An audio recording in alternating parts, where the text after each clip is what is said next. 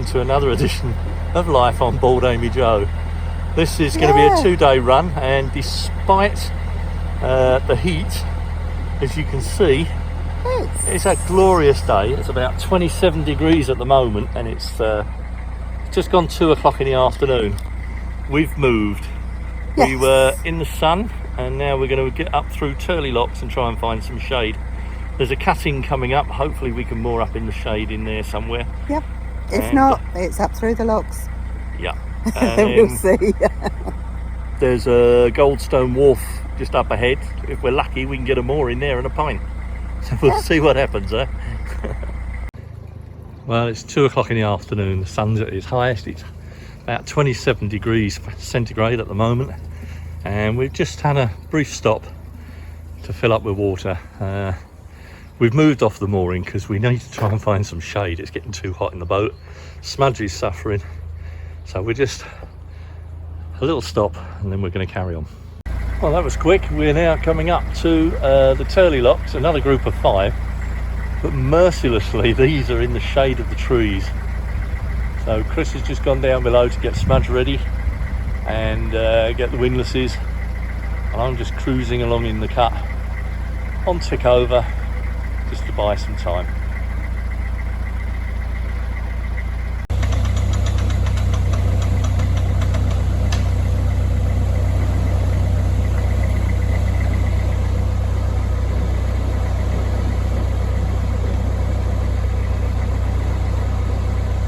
Well, that was fun and games. Second lock of the 5. The pound above it was very low, and as I came out, despite the warnings, the Biwash dragged Amy Joe onto some rocks under the surface, and it took me a good 20 minutes of poling and yanking around to get her off the rocks and get her up into the next lock. Man, am I feeling it now. Whew. And no, I'm not doing a comedy sketch. My hat's on this way because it's protecting my right ear from the sun. I can feel my ear is starting to burn a little bit, so I've swung the hat round to give it a bit of shelter. But looks pretty cool, doesn't it? These pretty buildings form part of the Turley Wharf. It was built in 1841 as a collection and distribution point for Peadswood. Cadbury's used to collect milk from here for their Cadbury's factory back in the day, but now they're private residences.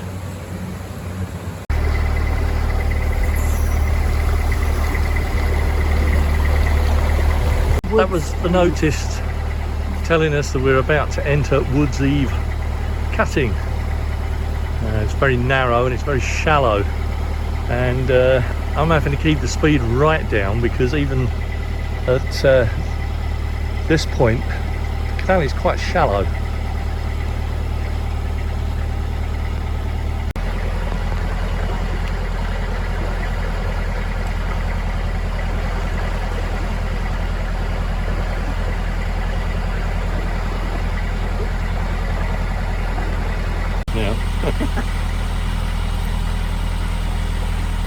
Got my baseball cap on today. My first mate. Keeping the sun out the eyes. Yeah. It's really cool under these trees compared to out in the sun. Yeah. Absolutely gorgeous in here. It's like a breath of fresh air. Nice cool breeze running through. Fudge, bless him, has decided he was going to go in the muddiest, dirtiest part of the towpath. And you wouldn't believe it, he's cleaned his paws up a little bit, but stay of them. At one point they were jet black. Now you remember the other day I mentioned that the Shropshire Union Canal is built with lots of embankments and loads of embankments along its way. Well, it's cuttings like this that have provided the landfill for the embankments. The hard sandstone rocks that they hewn out of these cuttings also went to build the bridges, and some of them are very impressive, as we'll see soon. Ever since the cutting was dug, it's been beset with landslides, and this one looks quite a substantial one.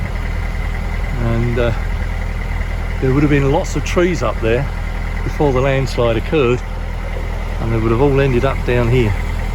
And it actually closed the cuts off for a while. But here's one of the impressive bridges I was telling you about, and there's two more through the cutting, and this is the plainest one of the two. The cutting can be up to 100 feet deep in places. It's probably about 75 feet to the top of that bridge.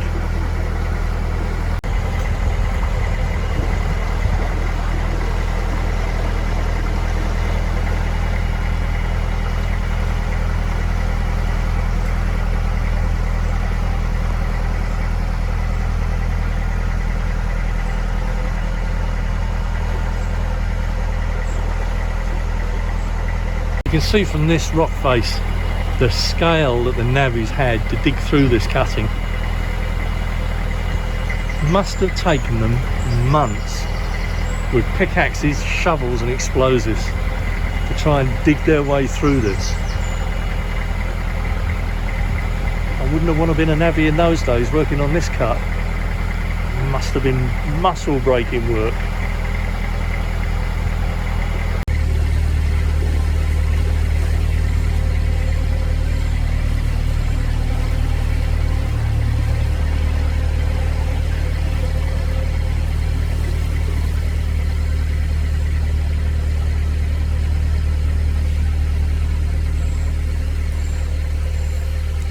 The bridge behind me is Bridge 57, or High Bridge, and it's not too difficult to see why it's called High Bridge. It's the highest bridge of the three through the cutting, and it's not difficult to see the amount of limestone that the navvies have dug out of this cut as to why many of the locks and bridges in this area are made from the sandstone. The sandstone rocks either side of us go on forever. And Bridge 57 marks the halfway point through the cutting.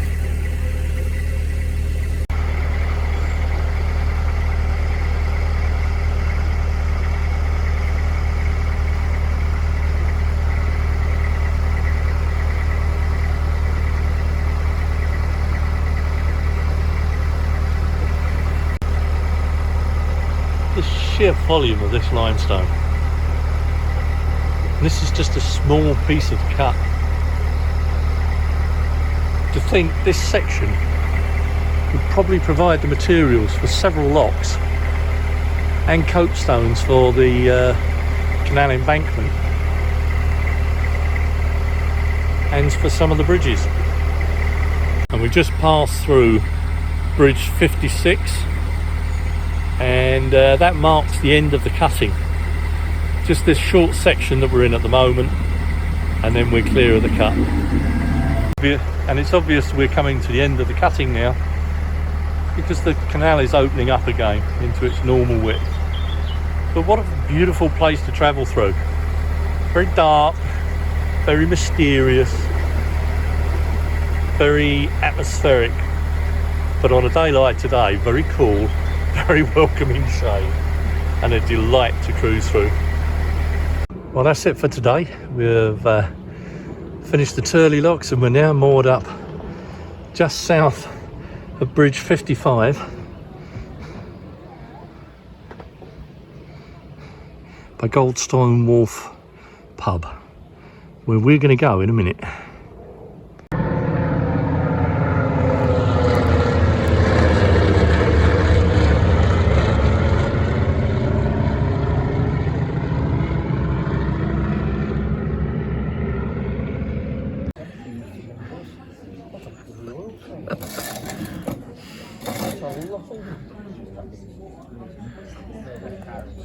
Oh, you got the hang of that. Well, this is our mooring for tonight. This is Goldstone Wharf behind us, and we've just come through the bridge and we managed to squeeze in on this spot. Tomorrow, Norbury Wharf. Good morning, everybody. We've just left our mooring at Goldstone Wharf. We're continuing our cruise south on the Shropshire Union Canal, and today's destination is Norbury Junction. Well, it's another morning, another scorchio type of day. Really hot this morning. It's almost 9:30. We've been cruising now for about half an hour and the heat is starting to build. So we've got some nice cuttings to go through later. So that'll be nice and cool. But today's trip we're heading for Norbury Junction. And if we're really lucky, we might meet up with Ian on Narrowboat Tales. We never know. With views like this from an embankment, what's not to like about Shroppie?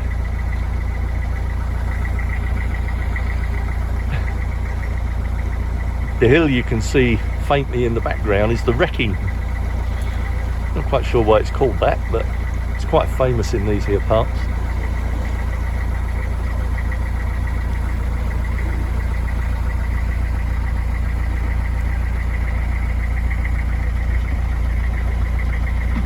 Just look at that sky.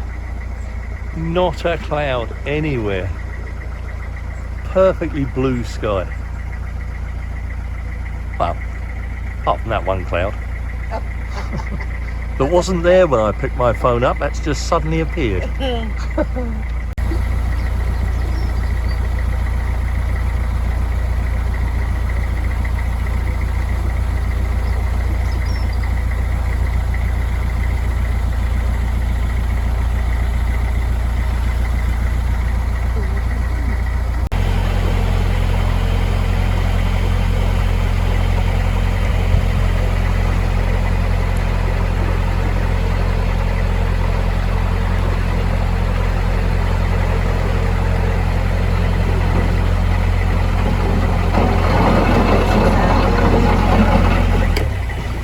That didn't sound too good. Levels, to be fair, the levels are really down at the moment.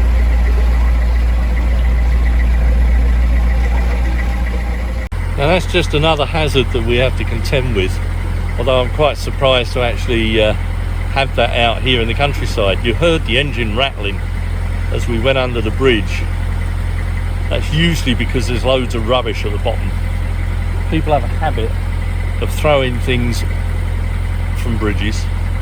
Now I wouldn't have expected it here because we're right out in the countryside, but hey ho.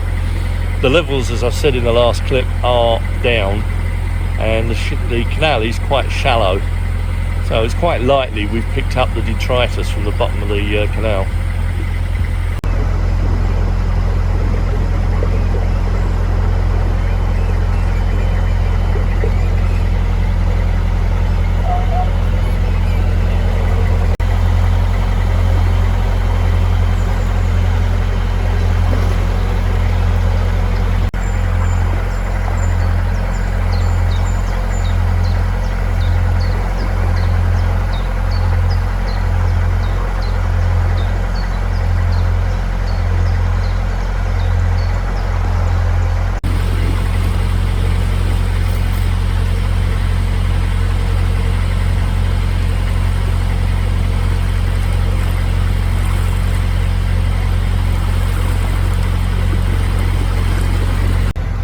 Surprising that in the middle of nowhere we're now approaching a factory.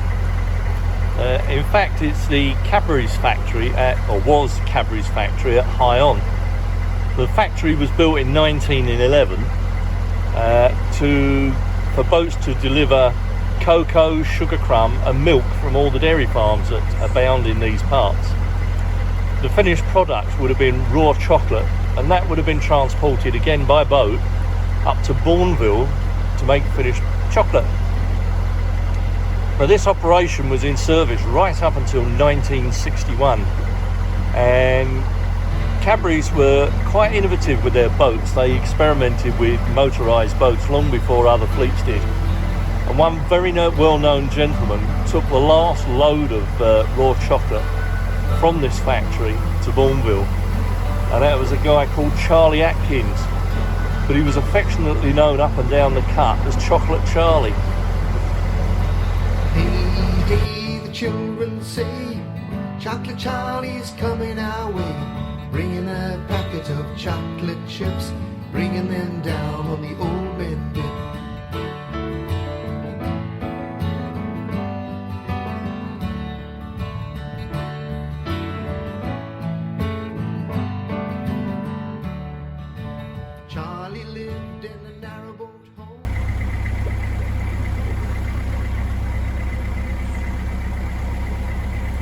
And there you can see the factory, or the modern version of it, in the background there. Still a serious operation nonetheless.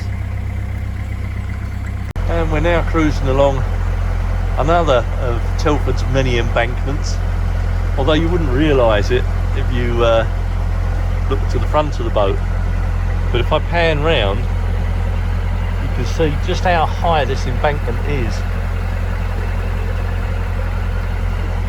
Another little factoid for you.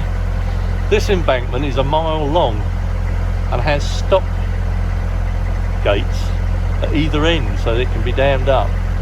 Presumably because when it was first built, Telford was having problems with subsidence and embankment collapses.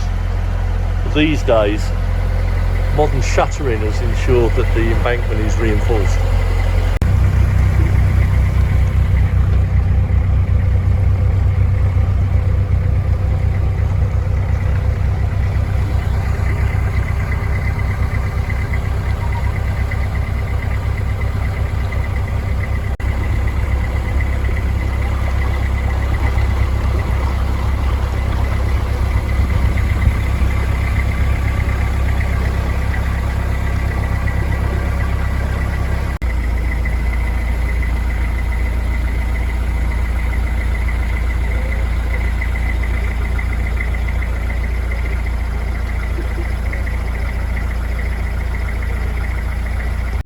There's the Anchor Inn pub. Now, years ago somebody put out on Facebook that the pub was actually closed, but we think it was because you didn't have a good experience in the pub, because the landlady that used to serve the pub was a lovely lady. I do believe she passed away in the end, but it looks like someone else has got the place. So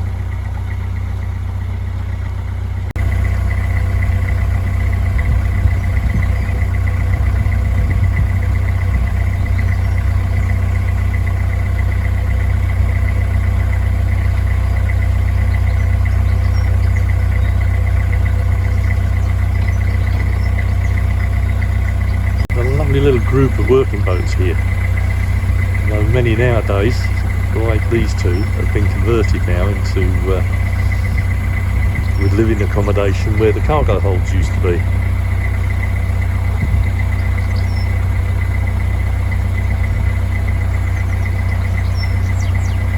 Well, that's one place to keep your solar panels, I guess.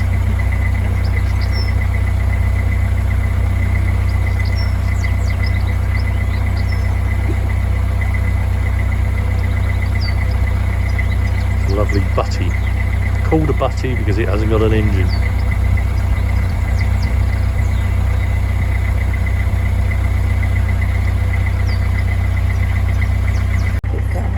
Now we're just starting to come into Grub Street Cutting. This is another one of Telford's famous cuttings through the countryside. Imagine this would have all been woodland and virtually impossible to access any other way. So it makes you wonder how on earth the navvies managed to get here and dig this course out.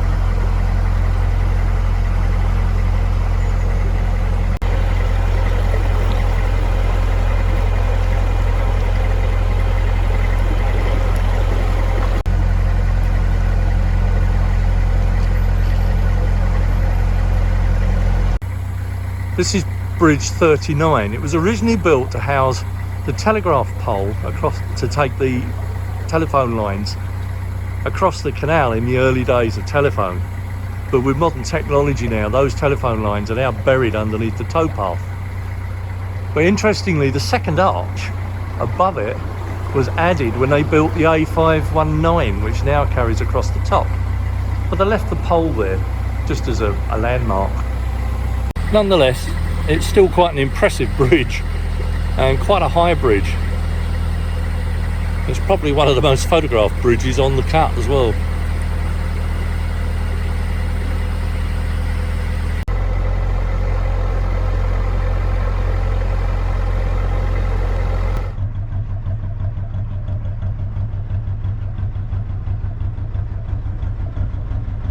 it gets a bit tight through Norbury Junction. We just passed a working boat, and you could have got a fag paper between the two of us, it was that tight. Oh, Gary's been through here, Ian's been through here, now it's our turn. This is Norbury Junction. Sorry?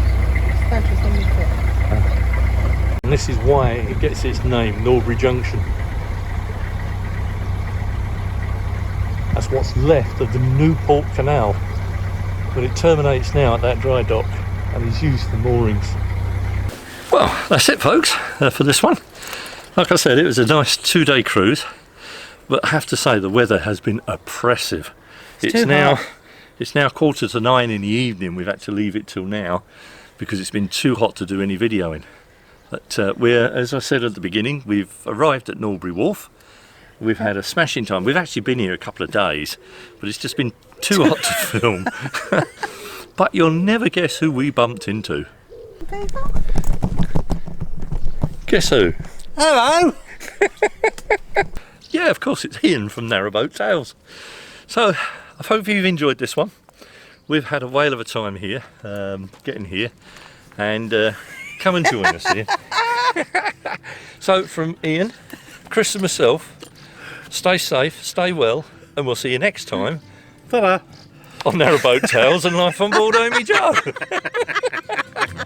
Bye.